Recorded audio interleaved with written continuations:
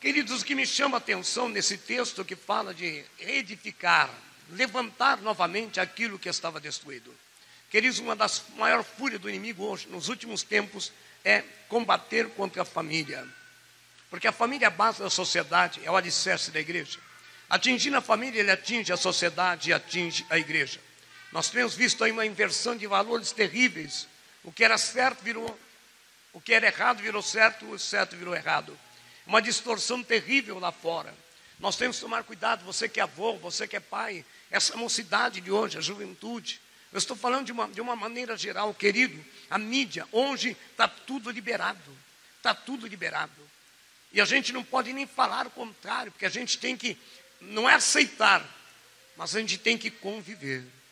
Queridos, é por isso que eu quero falar de edificar novamente. Porque o homem que edifica a sua casa na rocha, esse pode vir o tempo, a tempestade que vier à sua casa não vai ser abalada. Por isso que nós temos que começar a edificar hoje. Começamos a orar novamente, a colocar a nossa casa no altar, na presença de Deus. Nós vemos aqui uma situação, a nação de Judá e Jerusalém tinha sido destruída, porque o homem viria as costas para Deus.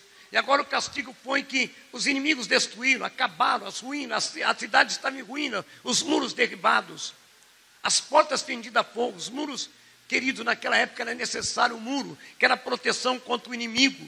Quantas pessoas que estão hoje com o muro rachado, dando brecha no inimigo? Quantas pessoas que estão sofrendo porque o inimigo encontrou brecha na tua vida, na tua casa, no teu lar, e está entrando pela brecha. Nós precisamos fechar essas brechas também. Precisamos edificar novamente. Tem pessoas que não entendem. Existem brechas que muitas vezes têm dado legalidade para o inimigo agir.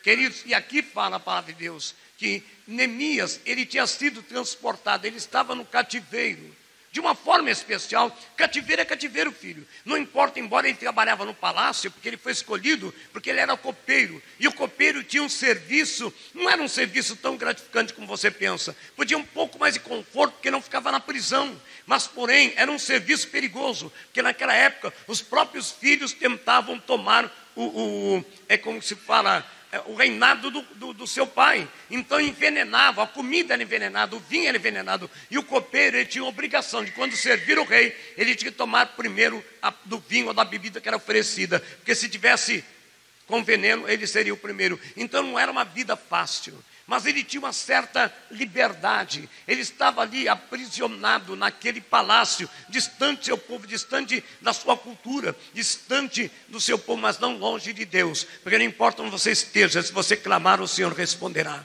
A palavra de Deus diz que agora Neemias, ele se depara com uma caravana, algumas pessoas vêm da banda da sua terra, e ele se preocupa. Quem é que não se preocupa quando você recebe uma notícia? Quem morou no interior, quem morou em outro estado, que tem parentes em outro estado, e quando chega alguém que vem da Bahia, ou vem de Minas, vem de Curitiba, vem para, olha, como que está a minha cidade? Você passou por lá? Olha, lá cresceu, lá aconteceu isso. A gente quer ouvir notícias, e geralmente nós queremos ouvir boas novas, mas nem sempre são boas novas. Nem sempre. É por isso que nós temos que aprender, irmãos, que nós vivemos em estações, amém? Tem pessoa que eterniza a vitória. Agora não, amados, nós vivemos estações, como o outono, como a primavera, e tudo isso faz parte desse ciclo que Deus vai nos provando, nos lapidando, nos preparando para aquele grande dia. Queridos, a palavra de Deus diz que agora ele vai deparar com aquela caravana que vem, e ele pergunta, olha, vocês estão vindo de assim, estamos vindo de lá, e como está a cidade? A cidade está destruída, queimada a fogo, fendidos muros, e o restante que sobrou, aos poucos ficaram, estão em grande miséria. Querido, imagina você ouvindo uma notícia dessa, vindo de uma família toda do interior. Como estão meus parentes aqui, eles estão em tal lugar do sítio? E, olha, estão em grande miséria, o sítio está tomado pelo mato, os animais estão morrendo de sede, a cidade está destruída. O que fazer, querido? O que fazer quando uma notícia que muitas vezes não era aquilo que você esperava? Porque nós temos que estar preparados. São as estações que acontecem. Nem sempre ele está na primavera. Tem épocas que a gente passa no outono. Queridos, e a palavra de Deus diz que quando ele ouviu aquilo, a Bíblia diz que como qualquer ser humano, nessa dicotomia corpo, alma e espírito, ele chorou, ele se entristeceu, porque isso faz parte dessa nossa consistência. Agora, o grande problema do cristão hoje é que tem crente que chora, chora, chora, chora e não age. Tem crente que chora, chora, chora, mas não busca a solução. Tem crente que está chorando, chorando, chorando e vai continuar chorando. Queridos, tem hora que você tem que reagir. A própria palavra de Deus diz: no dia mais triste de Jesus, quando ele estava no ministério terreno, lá no jardim de Getsêmani, a Bíblia diz que o coração do Senhor estava angustiado. Ele disse para os discípulos: vigiai comigo uma hora, porque minha alma está entristecida, meu coração está angustiado. Jesus sabia de tudo aquilo que ele ia passar. A Bíblia diz que a tristeza era tão grande, que ele orou de tal força que as gotículas de suor transformaram-se em sangue. Ele estava ali até ele pedindo: Pai, se possível, passe de mim esse cálice, como tu seja feita a tua vontade. Mas teve uma coisa, ele estava angustiado, mas teve um momento que ele o quê? Ele reagiu, levantou e foi um pouco mais. Tem muito crente que está precisando levantar. Pastor, mas está difícil. Imagina para Jesus com toda a carga espiritual. O inferno, estou dizendo, ele vai desistir. Ele vai desistir, o homem está condenado. Com toda aquela carga, Jesus levantou-se e foi um pouco mais. Quantas pessoas, querido, chorar faz parte dos nossos sentimentos. Chorar faz parte dessa concepção humana. Mas tem hora que você tem que dar um basta, queridos. Eu posso falar de choro na Bíblia. Eu posso falar de uma mulher que era estéril, que o seu esposo era velho, e o profeta prometeu um filho, ela gerou um filho, e o filho morreu nos seus braços. Sabe o que ela fez? Ela colocou o filho na cama do profeta, chorou, chorou, chorou, chorou. Depois, levantou, enxugou e chegou para o marido, e o marido disse, ela disse: prepara um jumentinho. Por que tu vai? Eu vou atrás do profeta. Não, mas vou atrás do profeta. Vai tudo bem? Ela disse: vai. Ela reagiu. Igreja, o que Deus está mandando dizer para você: reaja, reaja, nabacandarabalabasheia. Levanta-te. Não adianta ficar chorando. Desculpa, é o ditado passado do leite derramado.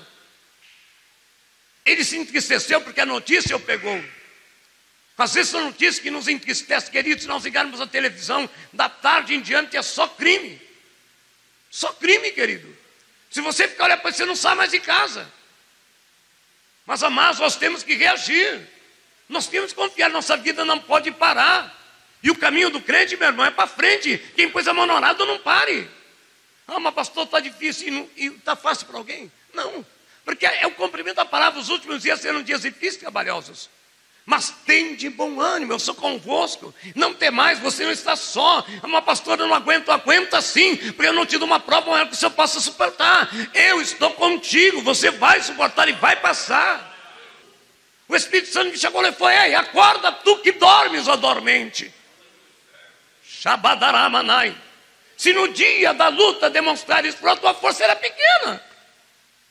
Está na hora, mas pastor, eu não tenho condição. Tem sim, tem sim.